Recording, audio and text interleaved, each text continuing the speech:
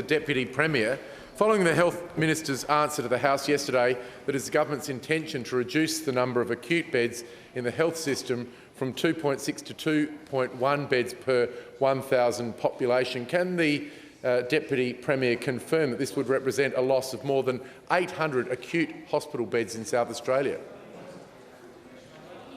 Deputy Premier. Yes, thank you, Mr Speaker, and I thank the Leader of the Opposition for his question.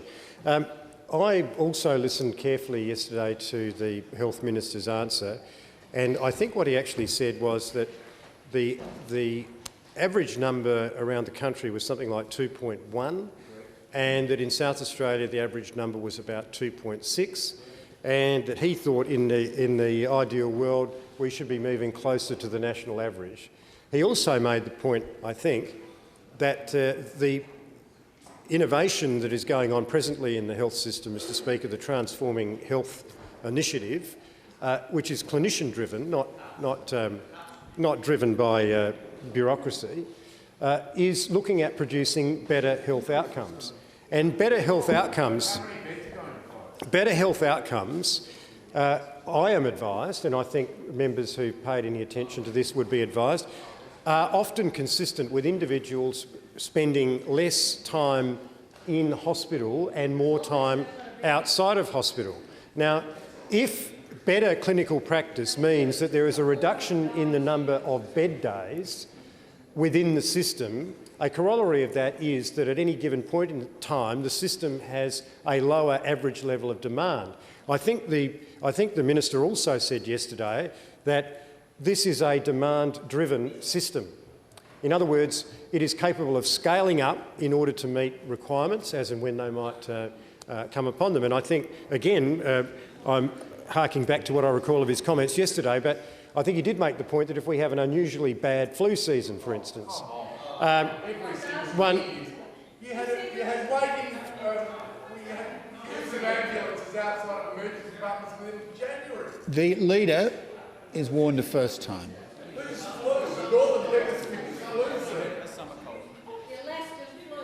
The Deputy Leader is warned the first time. Mr Speaker, the member for Hartley is called to order. I'm merely attempting to assist the parliament. The Deputy Leader is warned for the second and final time.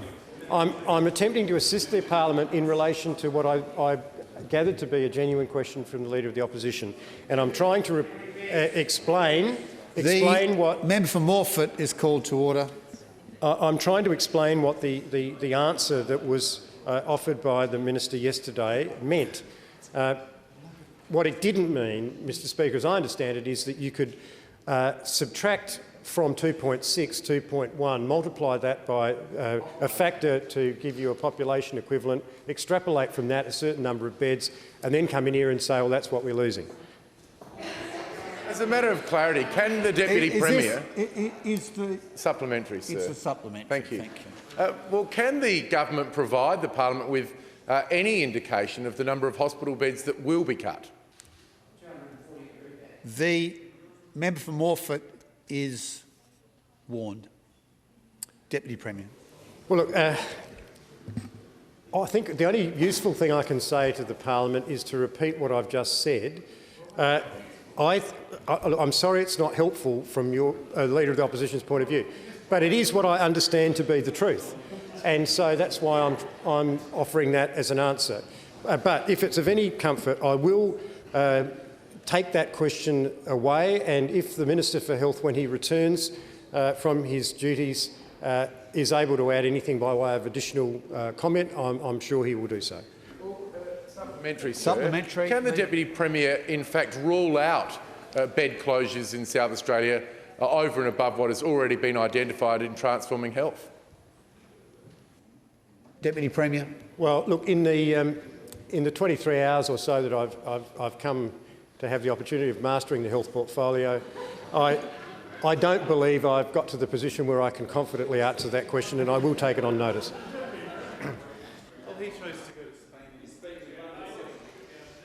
Leader. Thank you. My question is to the Treasurer. Does the Treasurer stand by his statement that job reductions in the 2015-16 budget to the Health Department will not involve the loss of frontline staff? Treasurer. That's the advice I've received from the Health Department, sir, yes. The member for Unley is called to order. Thank you. Supplementary. Can the Treasurer assure the House that the loss of 800 acute beds over and above next year's budget will not involve the loss of frontline staff in South Australia? Treasurer. We will honour our enterprise agreements with the relevant frontline staff. There are ratios in place. They will be honoured and they'll be met. There are no budget saving measures to take away, from what I can tell, frontline staff. But the Deputy Premier has outlined into the House a process of the Health Minister attempting to make a more efficient health system.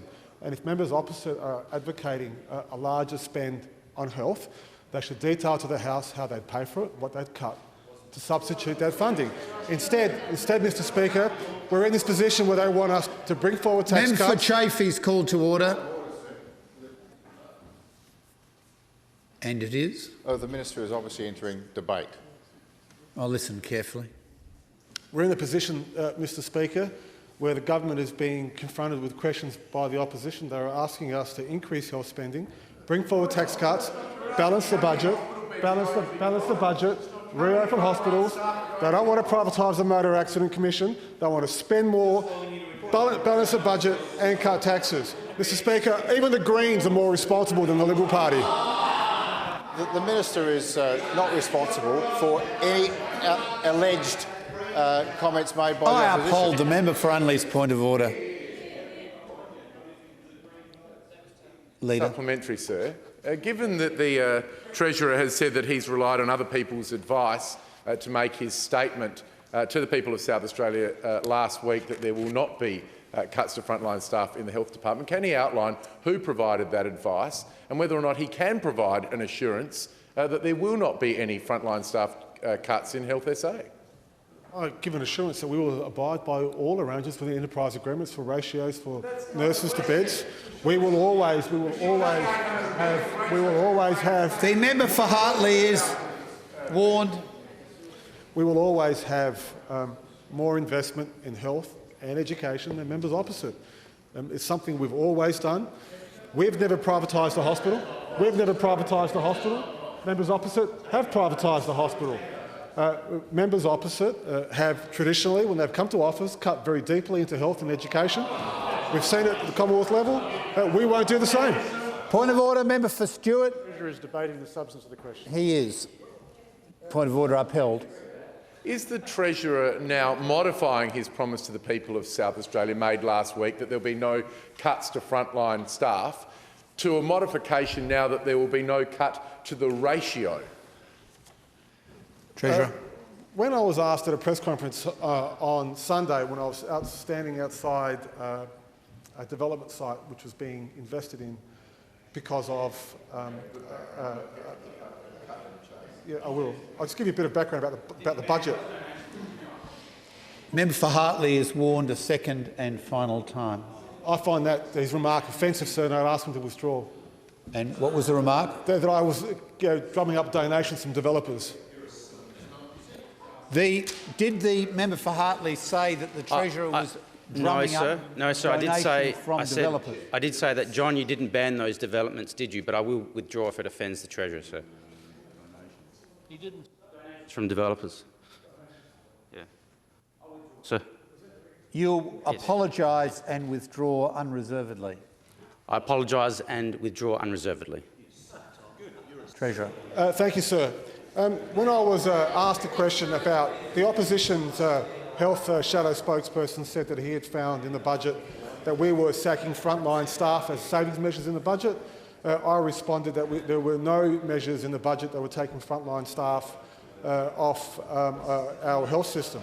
We will abide and honour all enterprise agreements that have ratio mixes for acute beds and making sure that the nursing ratios remain, Mr Speaker, but we are making efficiencies. Transforming health is about providing a better service to the people of this state, and the Health Minister is doing an amazing job of transforming our health system.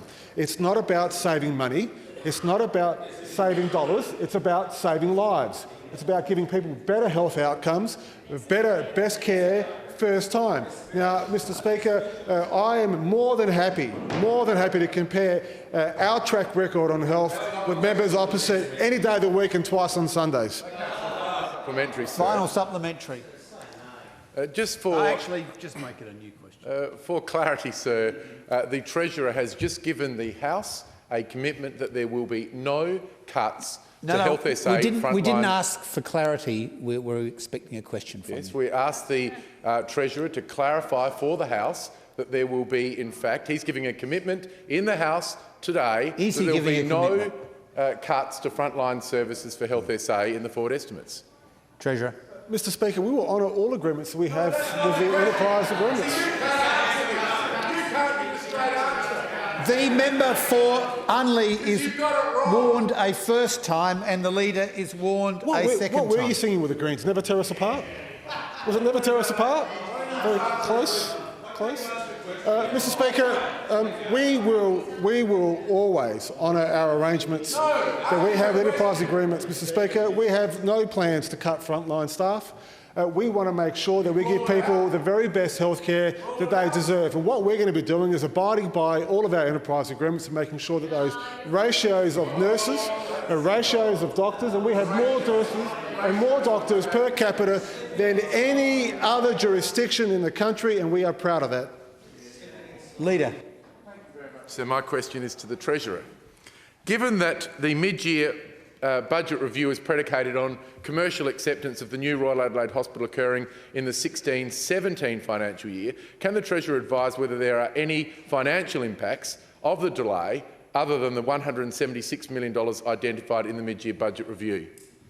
Treasurer. Well, other than moving its timing from when it's calculated in the fiscal outlook when it hits net lending, Mr Speaker, I'm not aware of any others. If there are, I'll get back to the House and give you an answer and estimates. Supplementary, sir. Can the Treasurer outline to the House whether the state needs to pay anything to the public-private partnership for the delay in taking occupancy of the new hospital from the agreed start date of April next year until the second half of next year? My advice, Mr Speaker, is the delay is not ours. It is not us who are seeking or won't be delivering the project as agreed. We understand that the slippage is due to the developers, and now we'd like them to deliver it when they said that they could. But obviously, weather and other important Member for Adelaide's called to order. Weather and other issues can be a delay. But if there are any implications for the state, obviously they'll be detailed in the mid-year budget review. But to my knowledge, nothing I've seen. But if there is anything, I'll bring it forward to the House. Leader. Can the Treasurer provide an update to the House as to when the government will take occupancy of the new Royal Adelaide Hospital? Well, currently, Mr Speaker, the mid-year budget review and the budget is forecasting it for the slippage in the financial year, so it moves into a different period. So in terms of the actual transfer, we'll have to wait and see where the developers are with their timelines, but the state is working to make sure that we're ready to transfer as soon as possible. Leader. Why is it that the Health Minister insists that we will take occupancy in April next year when your own budget papers provide for the second half of next year? The advice I've received from Treasury about when they think the project will be complete. They don't think that the Health Minister and the Government and the Cabinet all signed off on the budget. We believe that the contractors will not be ready in that financial year, hence the moving forward. We did this in the mid-year budget review. We've had subsequent question times between the mid-year budget review and now. Calm down, comrade. And what's happening, Mr Speaker, is that we don't believe that developers will be ready in April of that year, and that there will be some slippage. We hope that they catch up some time, and we hope that they make it on time. And if they do, we'll adjust the budget accordingly. Has the Health Minister misled the people of South Australia, telling them that we'll be moving in April next year? Treasurer. The Health Minister has never misled this House or the people, and if the Leader of the Opposition wants to make a substantive motion, do so now. Sorry, sir, but I need to seek clarification here. Just ask the question. When will the South Australian Government take possession of the new Royal Adelaide Hospital? As I said, Mr Speaker, the developers, according to the independent analysis by Treasury, we don't believe that they'll be ready, Mr Speaker, so we've made the adjustments in the mid-year budget review and the budget. Now, Mr Speaker, the opposition have been privy to this since the mid-year budget review. That's over 6 months ago, and these are the first questions that they've asked. Now, the truth is, Mr Speaker, that there have been delays due to weather, there have been delays due to incidents on the site. We hope that they finish at the time that they said that they would.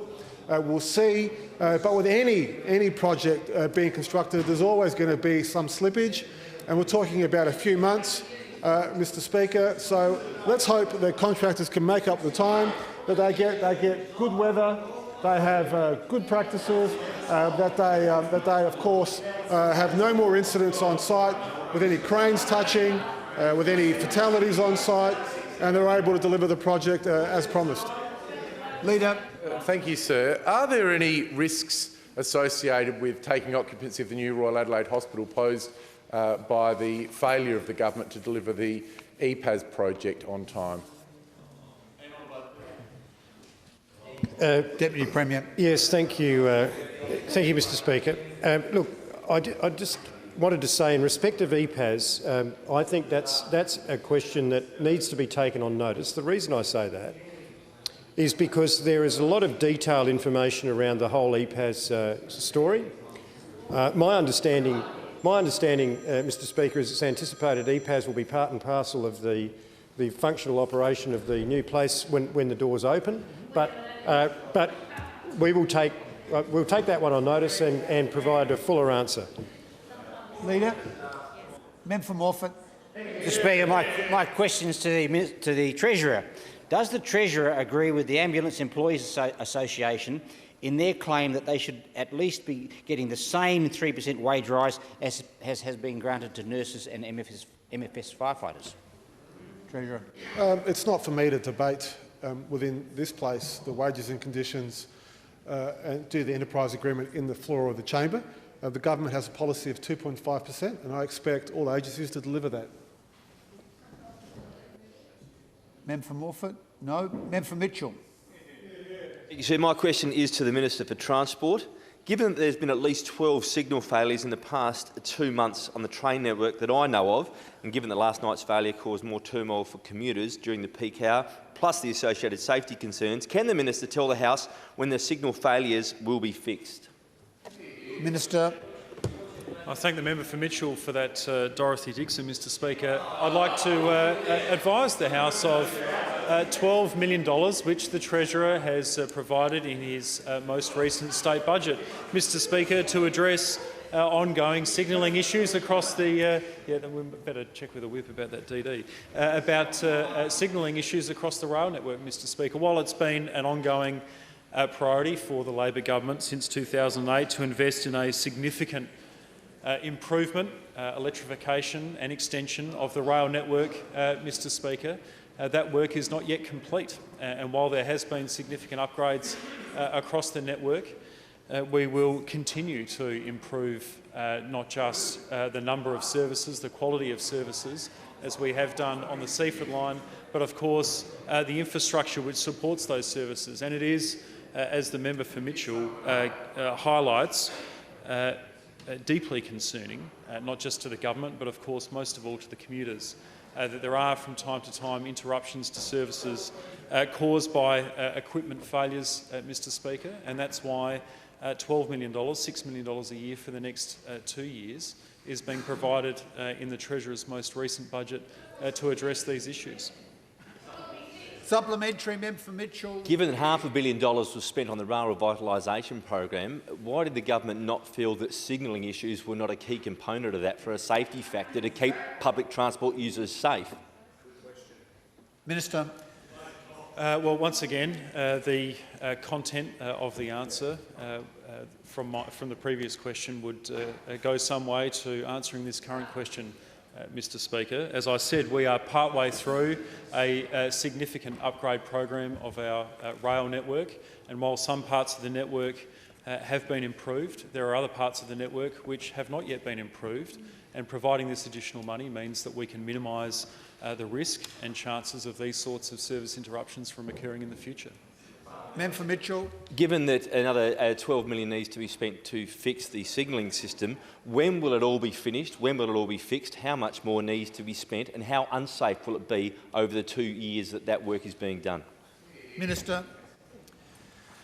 Well, there's a couple of different ways to answer that question. When will it all be finished? The Leader and the Deputy Leader will be leaving the House shortly under the sessional orders if they utter a word. Minister. Thank you, Mr. Speaker. Perhaps in a holistic sense, it'll be unfortunately some time until the entire upgrade of the rail network is achieved. Because currently we have a federal government which has made it clear to all states that they won't partner in public transport projects, Mr. Speaker. And so states like South Australia, like Victoria, like the ACT, all states with significant rail improvement programs which have been promulgated and endorsed by the community, not by some political parties but by the community. The member for Chafee's called to order. Will take longer Member for Schubert's called to order.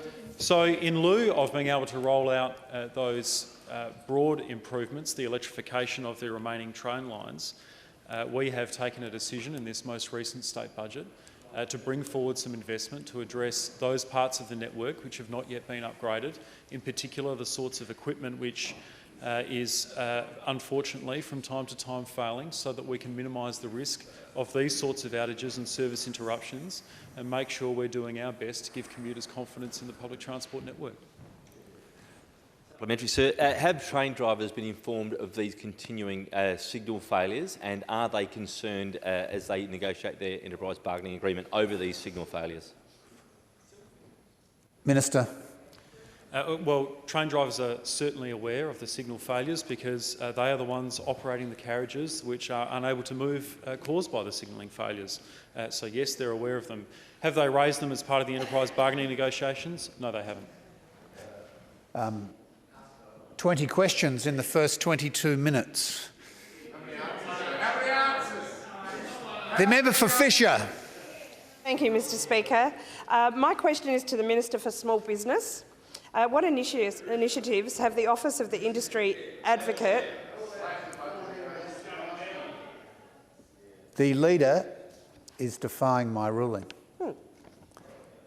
Thank you. I'll start again. My question is to the Minister for Small Business. What initiatives have the Office of the Industry Advocate developed to assist small business to benefit from recent changes to procurement policy?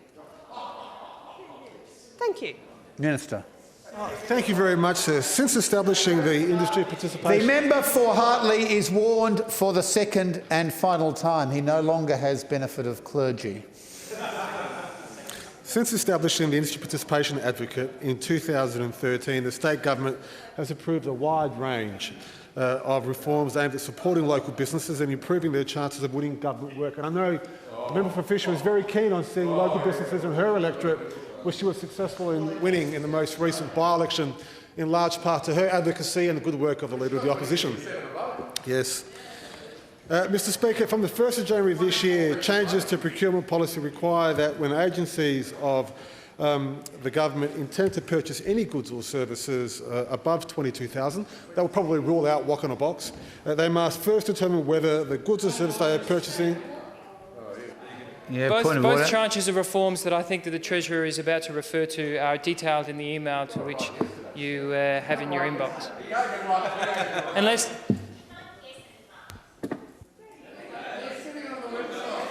You can't... I agree with the member for Taylor's interjection that you can't have an anticipatory point of order.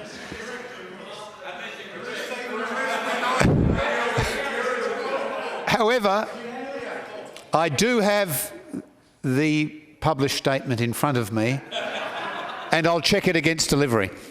It's,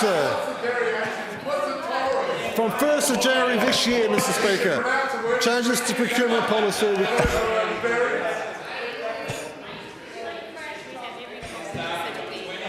The Treasurer has the floor. Thank you, sir.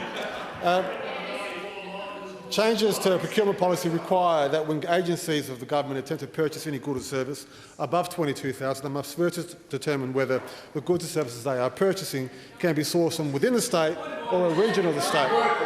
The $22,000 threshold. The $22,000 threshold is not new news, and it's obviously industry advocate information that I've read 6 to 12 months ago.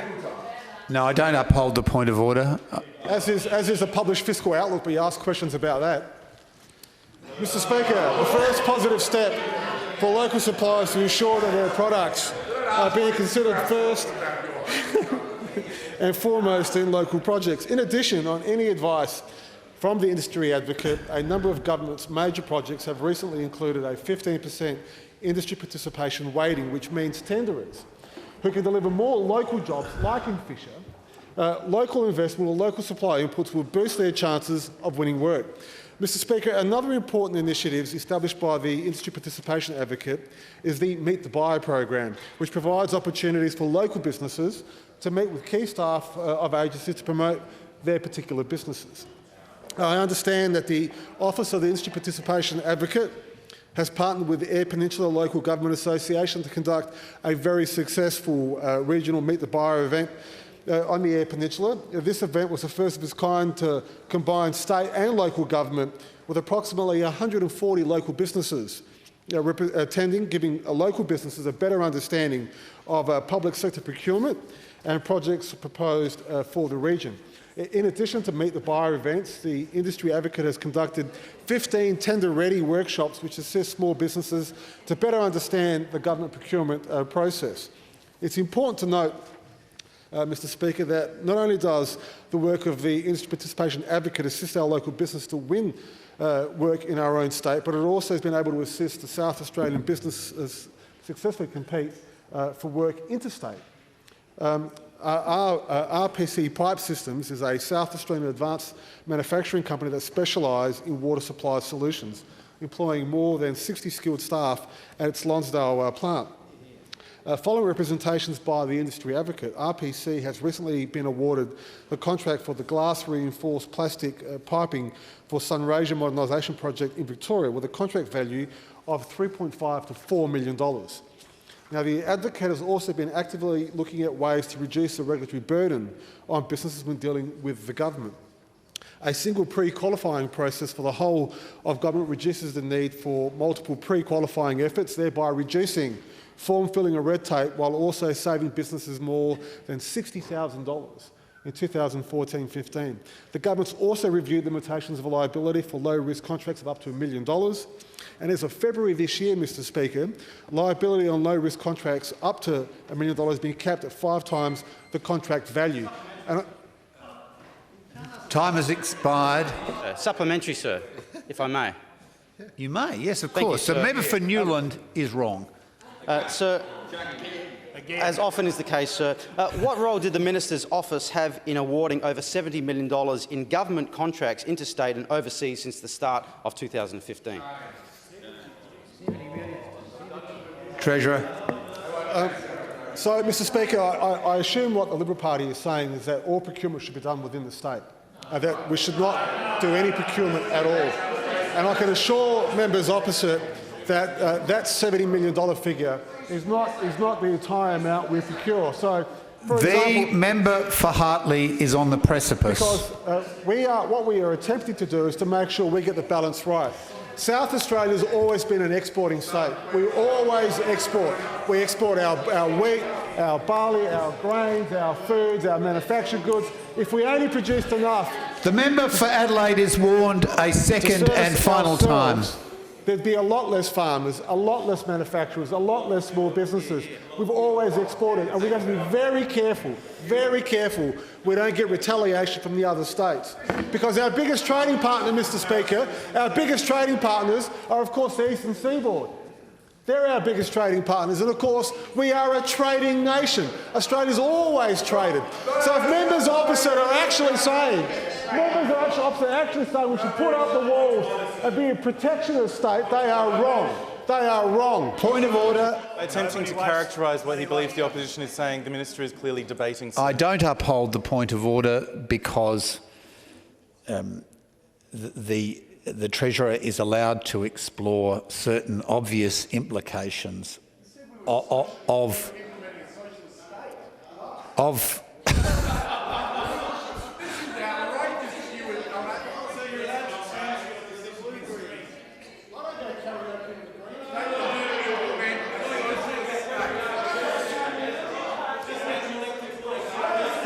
The Treasurer is warned a second and final time. Would he continue, please? Mr Speaker, as of February... Member for Mitchell is called to order. I've upset the comrades. I'm very sorry. Mr Speaker, these initiatives are a practical example of how the government's procurement reforms are having a real direct benefit to small to medium-sized businesses in South Australia and actively contributing to the government's priority of making South Australia the best place to do business, on top of our tax reforms, on top of our work hour reforms, on top of abolishing 8 state taxes. Mr Speaker, this government has done more for business, more for reforming our tax system than the comrades opposite ever have, Mr Speaker. Members opposite have more in common with Mark Parnell and Tammy Franks than they do with Sir Thomas Playford, Mr Speaker. And he looks down so disapprovingly at all of you. When will the younger members rise up and retake their party? Point of order, but everyone is having such a good time. If I may channel Inspector Louis. Doesn't account for your entertainment, sir. Supplementary. Given the Treasurer's comments, does he agree with the Victorian businessman who employs South Australians in South Australia, who says, I quote, "I pay payroll tax in 4 states. The South Australian RevNet system is without doubt the most awkward, the most complex of all systems in Australia we deal with, and they're hopeless and they're always falling over."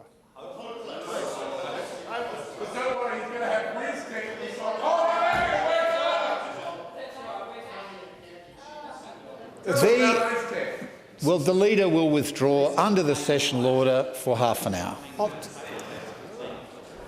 He's our best asset, sir. Mr Speaker, look, running RevNet and RISTech is a lot more complicated than, I don't know, a cash register at Walk in the Box. Member for Colton is called to order. Very complicated systems, Mr Speaker. And I accept there are problems with RevNet. But, Mr Speaker, I'll tell you what competitive advantage we have over Victoria is Victoria's charged conveyance duty on commercial and business properties. Now, as of the 1st of July next year, we will have cut by 1/3 our conveyance duty on business and commercial properties, a competitive advantage the Victorian government will not give its citizens. The following year, we're going to halve it, Mr Speaker. We're going to halve it. And the year after that, it'll be abolished altogether. So business people in Victoria, New South Wales, Queensland and Western Australia will be at a disadvantage compared to businesses here in South Australia. So while the opposition focus on accounting measures within an internal process, a computer program, we're out there cutting taxes. We're out there getting out of the way of business, helping them go out and compete, giving them the competitive advantages that members opposite never even imagined at the last election campaign. All they talked about were tax cuts for the richest South Australians. Not once did they talk about tax cuts to ordinary South Australian small businesses.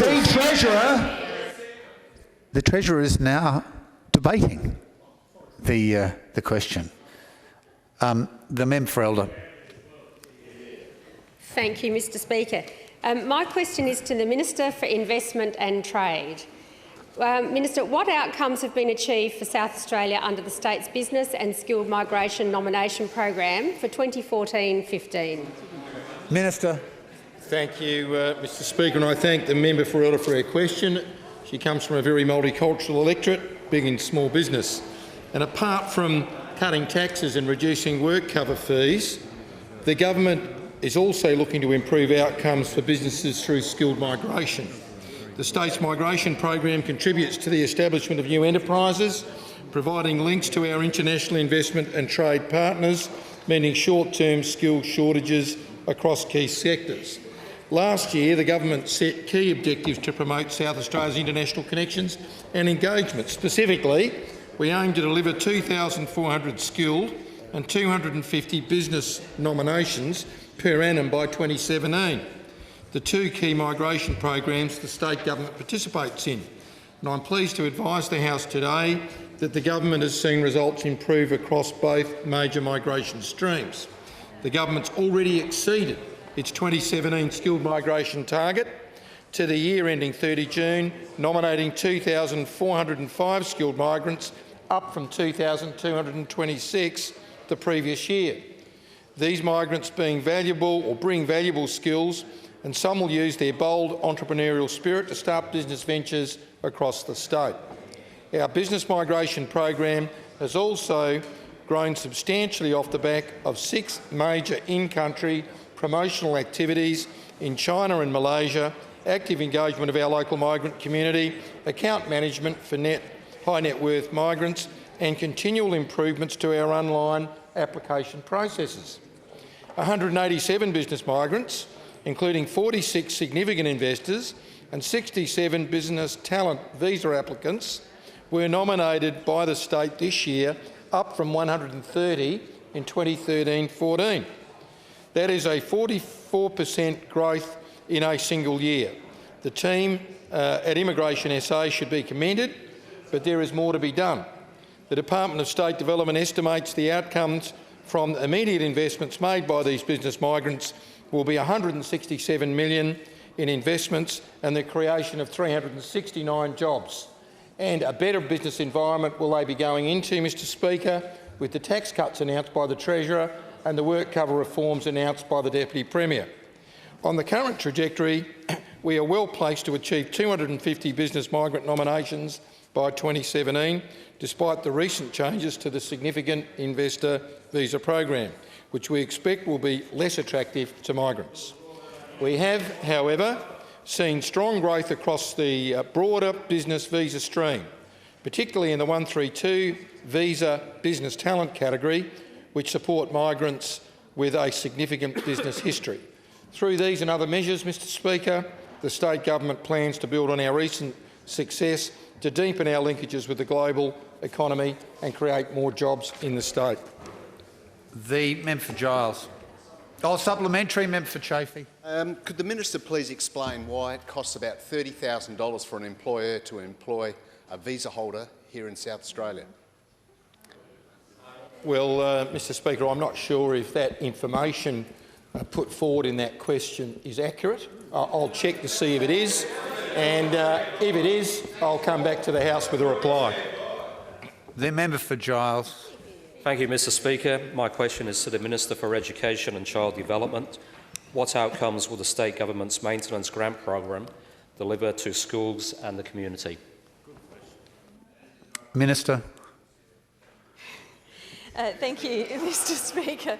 I am very pleased to answer this question for a number of reasons. One is that when we spend money on...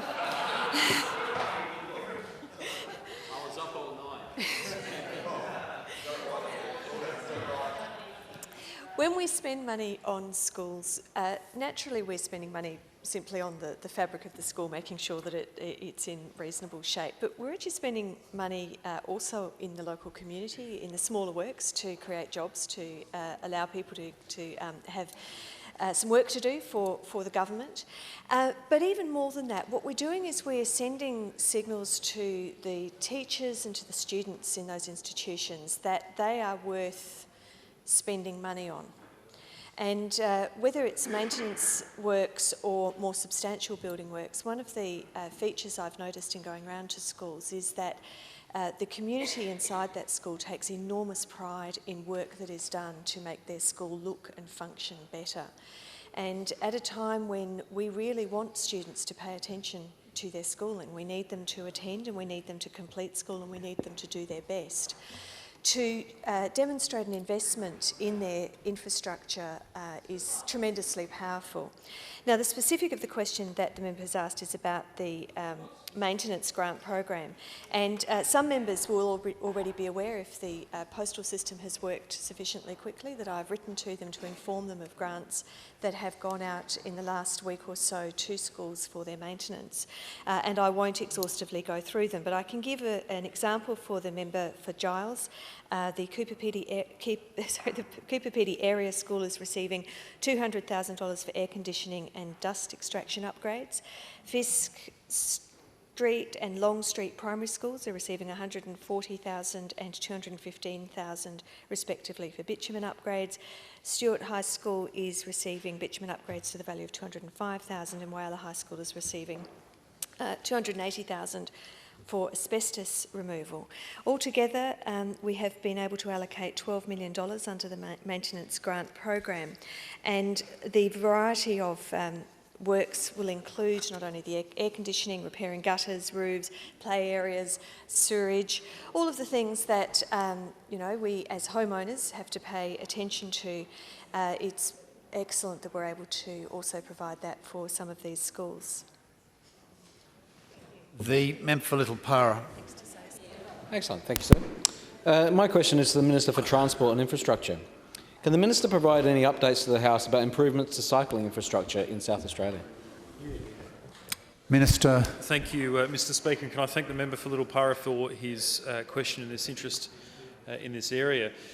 Mr Speaker, the state government wants to see more people using their bikes, both for transport and for recreation. And we know the whole community benefits when more people cycle. There are benefits to our road infrastructure. Cyclists can ease traffic congestion on our roads, and they have very little impact, of course, on the road network's wear and tear. And there are, of course, the benefits to the individual's health and, of course, to the public health system for more people engaging in physical exercise, and there are also environmental benefits. Mr Speaker, as well as installing more dedicated cycle lanes on our roads, we've been investing in our greenways. Greenways are cycling routes devoted to cycling and walking, and usually occur alongside public transport corridors or linear open space, such as the River Torrens. Mr Speaker, I'm pleased to update the House on two projects which form part of the state government's $12 million Greenways program, a program which is part of this government's commitment to improve cycling infrastructure in the city and outer suburbs. Mr Speaker, the $260,000 upgrade to part of the Mike Turner Bikeway, undertaken in... We might give me a chance to look at it, member for Schubert. Well, infrastructure.sa.gov.au/major project/greenways and bike boulevards. Current projects include Mike Turner Bikeway upgrades. And if you click on the little blue hyperlink, you'll have everything that you need. Minister. Mr Speaker, I'll roll the dice. Mr Speaker, the $260,000 upgrade to part of the Mike Turner Bikeway, undertaken in conjunction with the City of Holdfast Bay, has recently been finished. The bikeway follows the tram line from Glenelg to the city. The upgrade includes safety improvements to cycling and walking facilities at Glenelg's Brighton Road, Jetty Road and Maxwell Terrace. The works include a new off-road path, bike shelter and repair station, and will improve safety for pedestrians and cyclists in and around Glenelg. The upgrade also improves access to the Mike Turner Bikeway route, creating better access to public transport stops and stations, Mr Speaker. Mr Speaker, in addition to this project, as recently as a couple of weeks ago, works were completed on the Grange at Greenway. The works lengthened and widened the path adjacent to the rail corridor, and lighting was added to increase safety for those people who are walking and riding at night. This work links the Woodville West development to Woodville Road and provides another option for those wanting to walk, run or cycle along existing public transport corridors and linear park open space.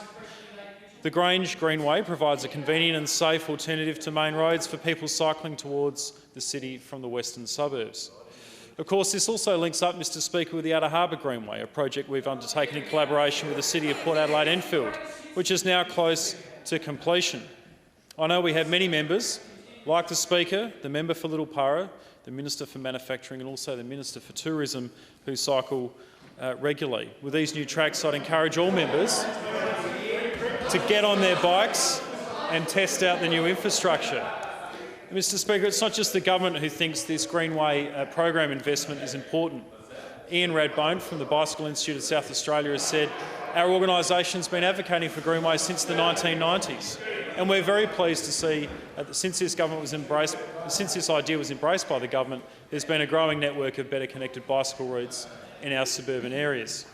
The Amy Gillett Foundation CEO Belinda Clark also commented that the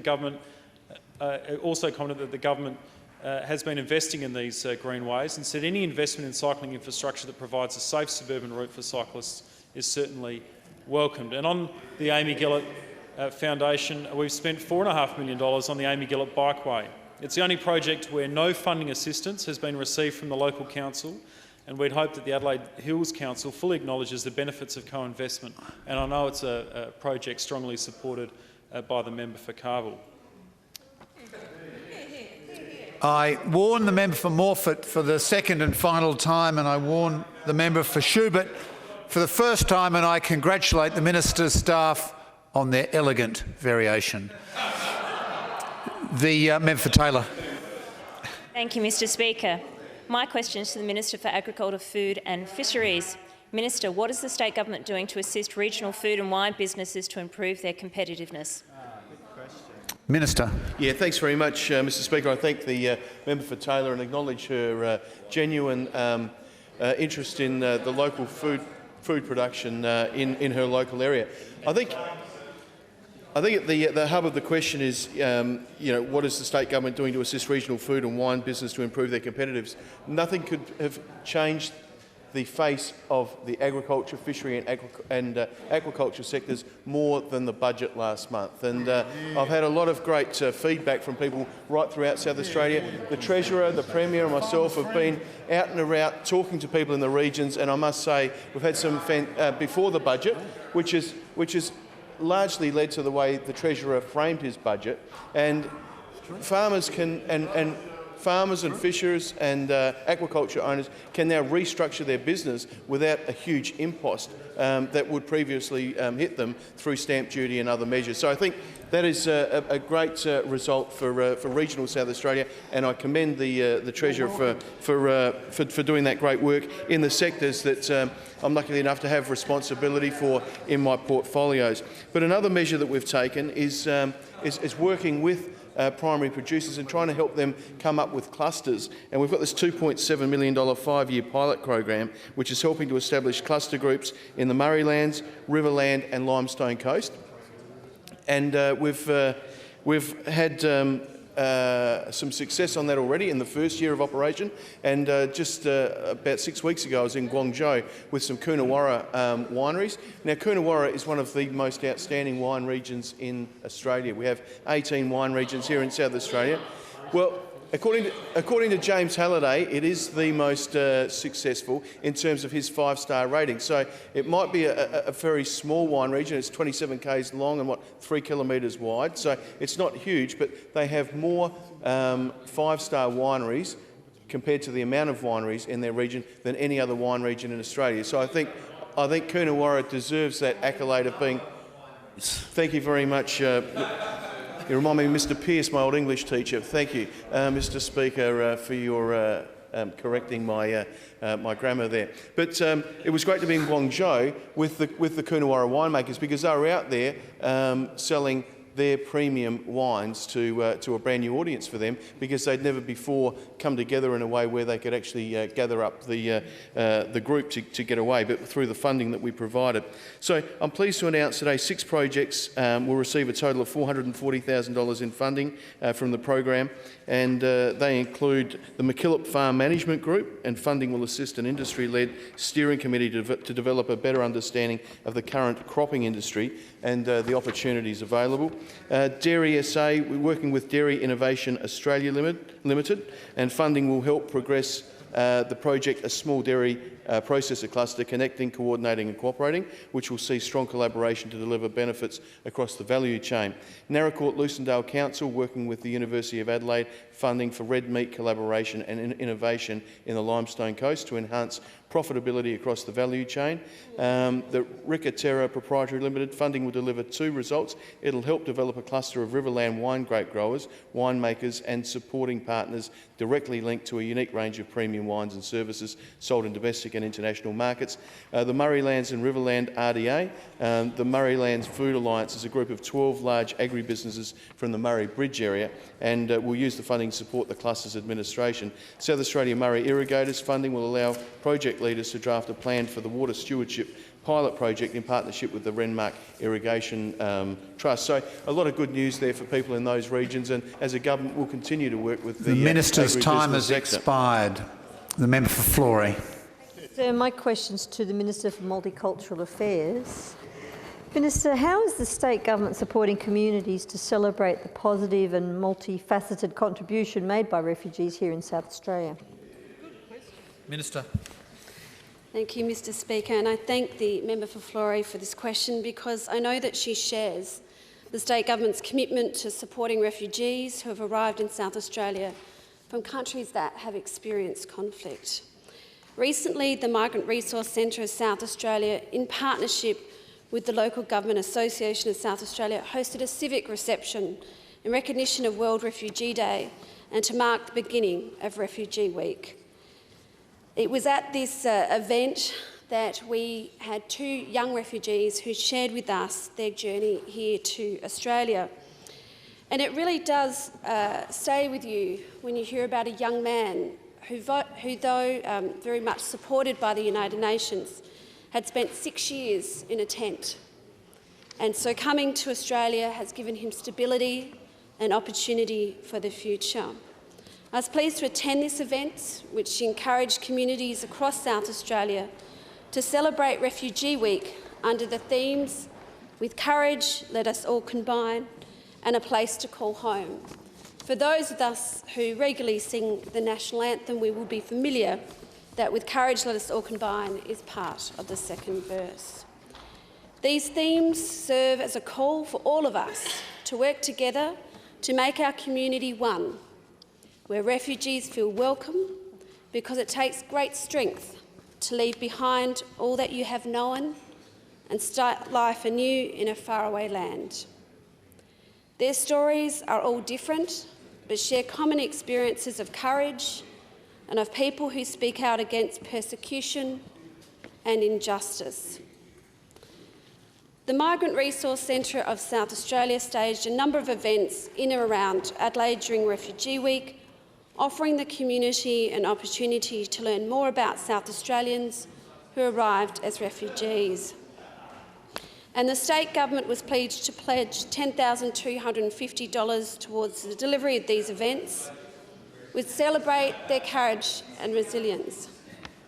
Fleeing war and persecution, many refugees have gone on to make significant contributions in business, education, sport, politics and the arts. Among them is our Governor, His Excellency the Honourable Hugh Van Lay, AO, who has served our community with distinction since arriving in the aftermath of the Vietnam War. And he hosted a function to acknowledge the beginning of Refugee Week. And it was amazing to hear people that attended that event, and I think the member for Bragg was there also. For many, it was their first time to be to Government House, and the first time Refugee Week was acknowledged by a Governor of South Australia. I also had the opportunity to attend a community dinner, the first of which will happen every month in the Salisbury Council region, by Welcome to Australia and Salisbury Council, a dinner that will be held for the wider community to attend and support refugees. For Newland and Taylor will cease masticating in the chamber now. And the member for Ghana.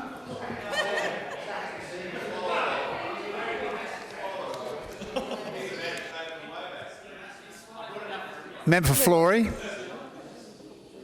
I would like to be able to hear the answer to my question. I've had nothing but cackle from the other side. I'm trying to hear the answer to the question. No, I'm sorry. Refugee information should be important to you. I don't care about that. I'm trying to hear the answer to my question. I also would like to hear the Minister's answer. Minister. Thank you, Mr Speaker. Since World War II, more than 800,000 refugees have arrived in Australia, many who have settled here in our thriving state. People come to South Australia for many reasons. Some want a better life, some are fleeing persecution, and some want to give their families the best opportunities possible. The state government has a vision of a connected and integrated community, a place of equality, where cultural and religious diversity is respected and valued. And that is why the state government is investing $12 million over 4 years to support our multicultural communities. Mr Speaker. The minister's time has expired. I see the member for Unley. Thank you, sir. I feel like I've just been through a marathon, sir. Thank you. My question is to the Minister for Regional Development. Can the Minister advise the House of the outcome of the school bus review announced by him in his capacity as Minister for Regional Development via a press release on the 26th of June last year? Minister. The member for Unley is warned a second and final time. Thank you, sir. Given that the review is the school bus review and has been undertaken within my department, I think I'm best placed to answer that question. Look, I've been reviewing the draft of the review recently, and I've asked for some more consideration to be done so that we make sure that it is indeed the nature of the review that was requested. I acknowledge that it has taken time, but I am very keen for it to be a useful document, and so while I apologise for the length of time, it is being delayed, if that's the correct term, in order to be diligent about the quality of the work. Supplementary. Has the Minister for Regional Development received a copy of the report? Minister. There is no final report for him to have received a copy of.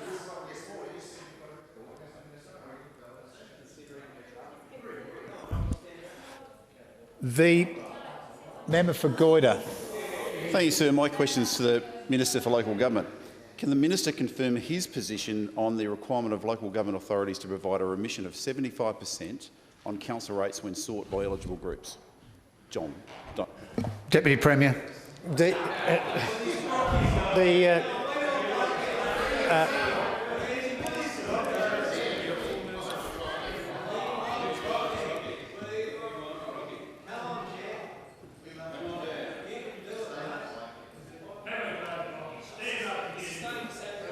Mr Speaker, can you protect me from the member for Carvell, please? He's the one man we fear.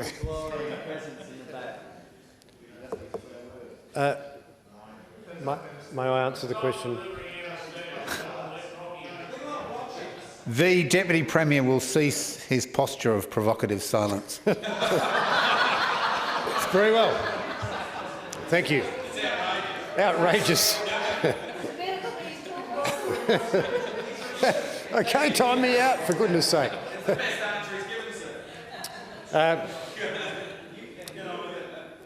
If I were the member for Carvell, Mr Speaker, I would actually give the answer by ventriloquism using somebody next to me to actually deliver the words. But I am not, so I don't. Now, look, the situation with this is that as the responsible minister in respect of social housing, or at least the property aspect of that, there are a number of considerations that apply here. And the situation is this. First of all, there are a number of not-for-profit operators who are presently in the market. Those people have been there for a range of periods of time. The most recent group of those really only in a tranche that's gone out in the last, well, very little time really, and there's about 1,100 in that group. That group, incidentally, Mr Speaker, was a group that we spent some time negotiating with the local government authorities who were concerned.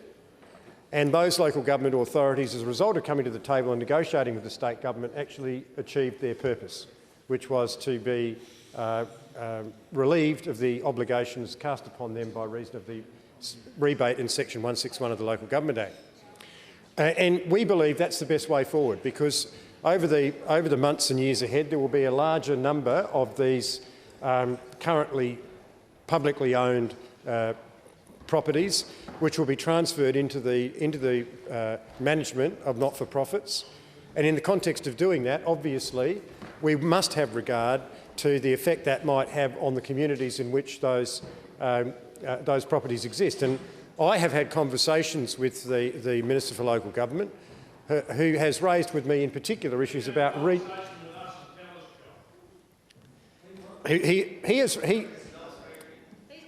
He has spoken to me about this matter, and he's spoken to me on more than one occasion about this matter, and he has particularly advocated. He has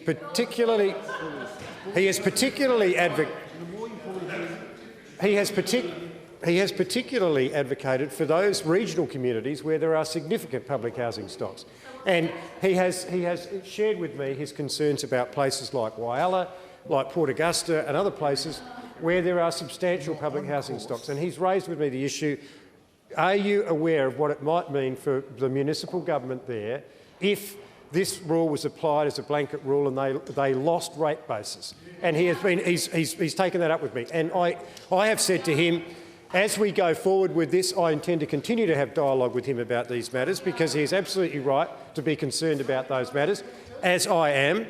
And we will take that on a case-by-case basis. We will take it on a case-by-case basis, sit down around the table and talk with local government. And if you want to know our bona fides about this, have a look at the last round of 1,200 or whatever it was we went through. They got exactly what they asked for out of that. And we do not want to be in a position where those that have been out there in the marketplace for many years are going to be retrospectively caught up in a net that never existed in the first place.